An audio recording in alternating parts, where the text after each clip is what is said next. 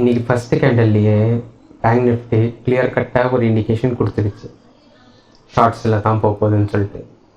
அதுக்கப்புறமா full day ஷார்ட்டில் தான் இருந்துச்சு. கடைசியில் பார்த்திங்கன்னா 500 பாயிண்ட்ஸுக்கு மேலே லூஸ் பண்ணிட்டு க்ளோஸ் ஆகிருக்கு. நாளைக்கு எப்படி இருக்கும் வாங்க பார்ப்போம்.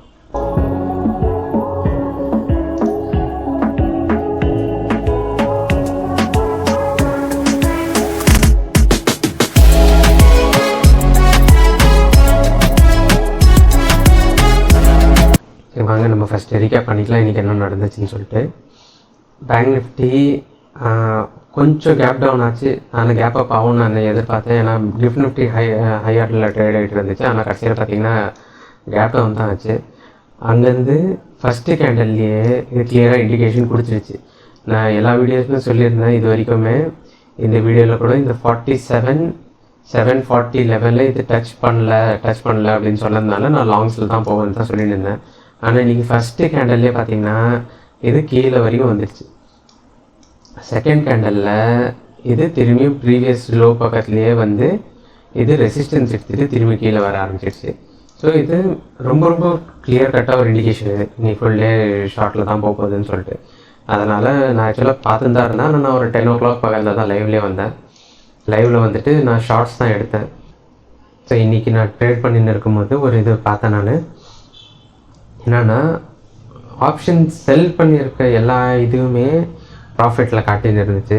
ஆனால் ஆப்ஷன் பை பண்ணதில் இந்த விக்ஸு குறைய ஆரம்பித்ததுனால என்னென்னா உங்களுக்கு மூவே பண்ணல, ப்ரைஸே மூவே பண்ணல. சரிங்களா? ஏன்னா நிறைய பேர் இப்போது பை பண்ணின்னு இருப்பாங்க, ப்ளஸ்ஸு செல் பண்ணுறவங்க எல்லாமே ஸ்கொயராகவும் பண்ணின்னு இருப்பாங்க. அப்போ பார்த்திங்கன்னா ப்ரைஸ் ஆக்சுவலாக இன்க்ரீஸ் ஆகிருக்கணும். ஆனால் இன்றைக்கி விக்ஸு குறைஞ்சின்னே இருந்துச்சு. அதனால் என்னென்னா ஐவி குறைய ஆரம்பிச்சிடுச்சு.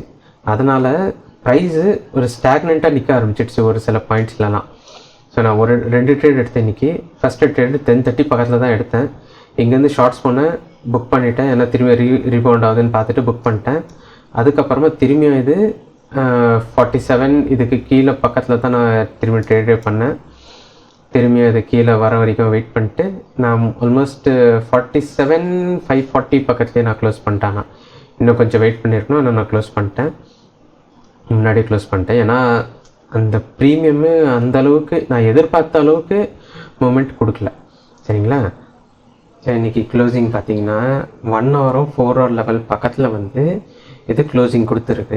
சரிங்களா? ஸோ இப்போ நம்ம என்னென்னா இந்த லெவல் ஆக்சுவலாக ரொம்ப ரொம்ப இம்பார்ட்டண்ட்டான லெவலு. இது க்ளோசிங் லெவல் 47,300 பக்கத்தில் இருக்குது. ரெண்டுமே ஒன்று வந்து 47,297, இன்னொன்று 47,289 இருக்குது. சரிங்களா? 4 hour லெவல் 289 இருக்குது.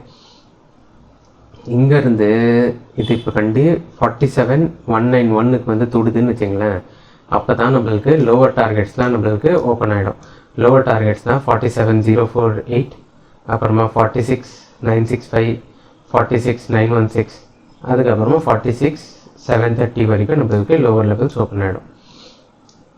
ஆனால் இதுவே இது இப்போ மேலே போகுதுன்னு வச்சிங்களேன். மேலே போயிட்டு 47,422 இது டச் பண்ணுது அப்படின்னா அப்போ நம்ம இது ரீட்ரேஸ் ஆகும்போது நம்ம திரும்பி பை பண்ணலாம். 47,500, 47,572ன்னு சொல்லிட்டு எல்லாமே அதே லெவலில் தான் வரும், நம்ம பை பண்ணலாம். ஆனால் இப்போ பார்த்திங்கன்னா ஒரு நாள்லேயே 500 பாயிண்ட்ஸ் டவுனில் இருக்குது மார்க்கெட்டு. அதுக்கப்புறமா இது இங்கேருந்து மேலே போகுமா அப்படின்னு சொல்லிட்டு நம்ம பார்த்தோம்னா போகிறதுக்கு வாய்ப்பு இருக்குது. சரிங்களா? வாய்ப்பு இல்லைன்னு சொல்லிட்டு நம்ம என்றைக்குமே சொல்ல முடியாது, கண்டிப்பாக இருக்குது. ஆனால் இது இப்போ மார்க்கெட்டு இது சஸ்டெயின் பண்ணுமா அப்படின்னு சொல்லிட்டு அதான் இப்போ கேள்வியே.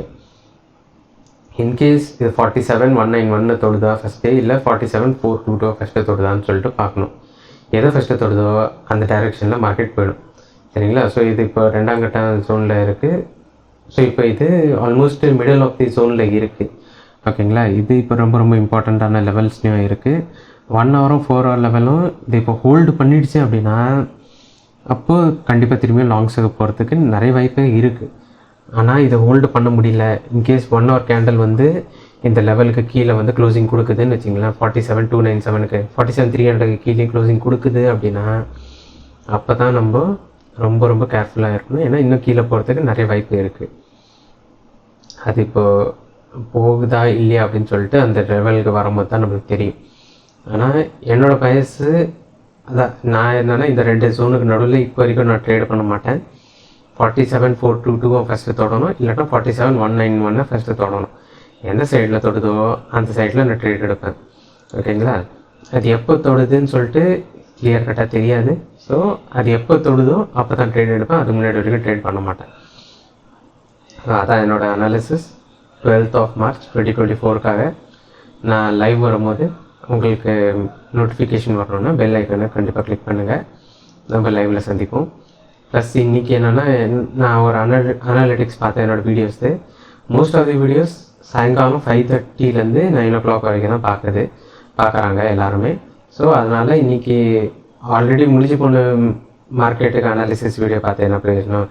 நாளைக்கு அனாலிசிஸ் வீடியோவை கொஞ்சம் முன்னாடியே போட்டோம் அப்படின்னா அட்லீஸ்ட்டு யூஸ் பண்ணோன்னு நினச்சாங்களே யூஸ் அது பண்ணலாம்ல. அதனால தான் நான் இன்றைக்கி கொஞ்சம் சீக்கிரமாக போட்டேன், எப்படி வீடியோ ரெஸ்பான்ஸ் இருக்குதுன்னு சொல்லிட்டு பார்க்குறதுக்காக. உங்களுக்கு வேறு என்ன டவுட்ஸ் இருந்துச்சுன்னா எனக்கு மெசேஜ் பண்ணுங்கள், கமெண்ட்ஸ் போடுங்க. நான் அதுக்கு கண்டிப்பாக ரிப்ளை பண்ணுறேன். ஏன்னா கமெண்ட்ஸ் ரொம்ப கம்மியாக தான் வருது. ஸோ எல்லா கமெண்ட்டுக்கும் நான் ரிப்ளை பண்ணுவேன். சரிங்களா? ஸோ நாளைக்கு லைவ் வரும்போது திரும்பி சந்திப்போம்.